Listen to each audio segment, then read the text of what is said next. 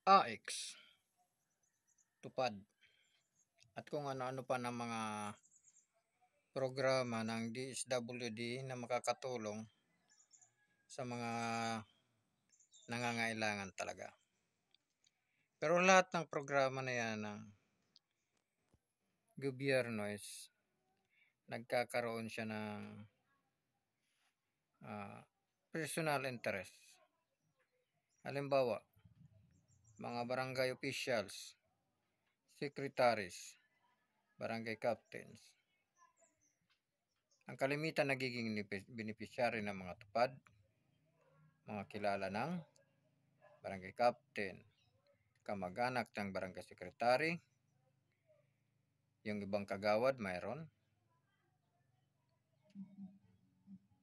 nag-aaproba ng magiging miyembro ng dati, nag-aaproba ng purpose members dati is recommendation ng barangay council.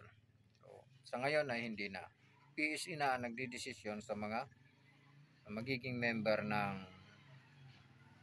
purpose. Ang AX o AKAP, ganon din siya. Ang mga nakikinabang nito ay mga kakilala, malapit sa kaldero. Yun talaga ang mostly na nakikinabang sa mga programa ng DSWD. Yung lubos na nangangailangan. Yung walang kapasidad na maghanap buhay or kapos sa kita ay hindi napapabilang sa mga programang ito dahil sa malayo nga sa kaldero. Hindi gaanong close sa barangay council, hindi gaanong close sa kapitan, hindi gaanong close sa secretary, o kung ano-ano pa. Ang AX,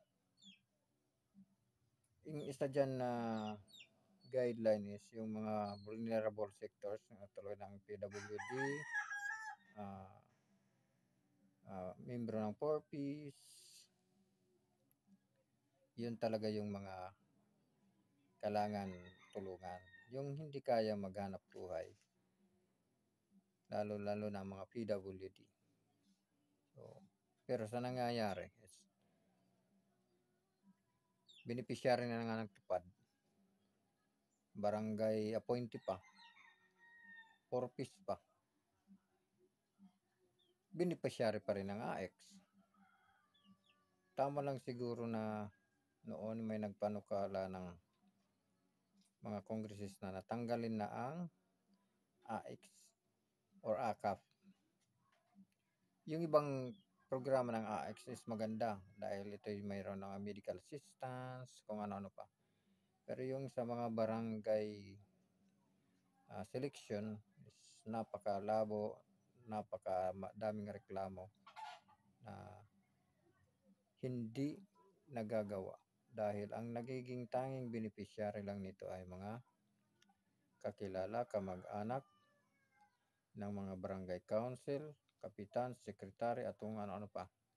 Hindi naman lahat ng barangay council o kagawad is ganyan. Mostly na nakikialam dyan is barangay captain and secretary. Yun lang ang hindi nakakabuti sa minsan sa mga programa ng gobyerno kasi inaabuso na hindi dapat maging beneficiary ay nagiging beneficiary. O sana maging patas lang ang lahat. Bigyan ng pagkakataon yung dapat bigyan ng pagkakataon.